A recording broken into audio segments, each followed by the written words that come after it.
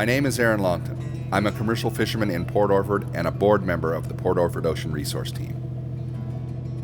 I'd like to take this opportunity to show you a little about who we are, where and how we fish, and what we want to do to protect our ocean and to sustain our fisheries into the future. In our little port,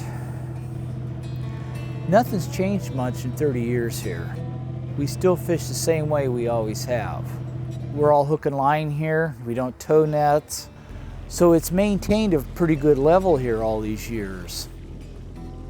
I fish for black cod, rock cod, crab, tuna, salmon. My dad was a fisherman before me, and that's where I kind of learned everything. Port Orford is a remote fishing town on the southern Oregon coast. We're one of the last small boat ports along the west coast. We all fish with boats under 40 feet, and we fish hook and line, no nets. Currently, 45 commercial fishing boats are operating out of our port, and we hold over half of the nearshore permits in the state of Oregon. I'm a younger guy into the industry here, and I made a big leap on faith here, that we're going to have a fish to fish in 10 years here. Pretty much the older guys that are still in the industry, they made their fame and fortune kind of scenario, and they were able to do something with the money earned. For us young guys, I pay insurance monthly and still making boat payments, and that's a fear too. The way of the fishing industry over the years has been one of boom and bust. We believe one of the reasons for this cycle is because we manage our ocean resources on a coast-wide scale. There is little or no attention given to local ocean resources or local needs. Nice little yellow eye. This is why we are taking this proactive step to create a solution that will give us a healthy ecological base for a stable fishery into the future.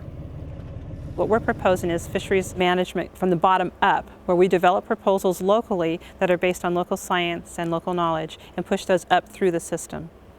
So being at the table, a legitimate partner, and raising our concerns, and that's where the stewardship area comes in. We've got our fishermen together. They've developed a stewardship area, which is their designated fishing grounds, and they've developed ecological and economic goals based on local science and local knowledge that address the problems in fisheries and benefit the fishermen, the fish, the community, and help us fish sustainably at Port Orford. The boundary of the stewardship area extends about 25 miles out.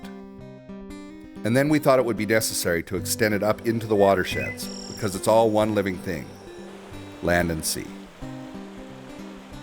This area here holds just about everything. It's like Port Orford Reef. We've got our bottom fish, we've got our lingcod, our black and blue rockfish, even some of the orange fish, a deeper water complex like the canaries, the yellow eye.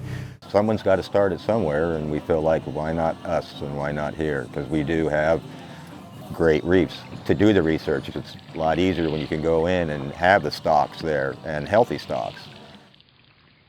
We partner with managing agencies, scientists and fellow ocean users to establish a zoning strategy here.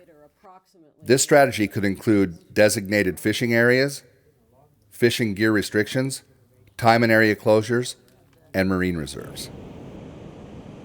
It's very important to include everybody in this process.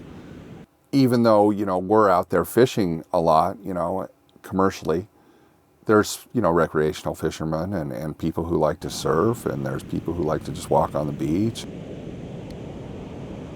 It's our responsibility to take care of it.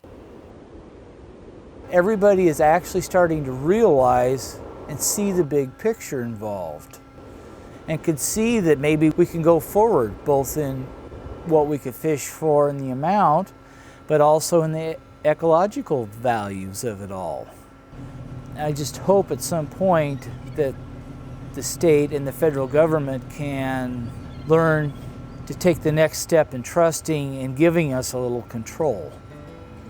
To sum it up, we fishermen, our families, and the greater Port Orford community want to retain our way of life, which is inseparably connected to the ocean. We can only succeed by first protecting the health and resiliency of our marine and coastal ecosystems, and by having a say in how our fishing grounds are managed. Sound science, local knowledge and monitoring, collaboration and community support are essential for this endeavor.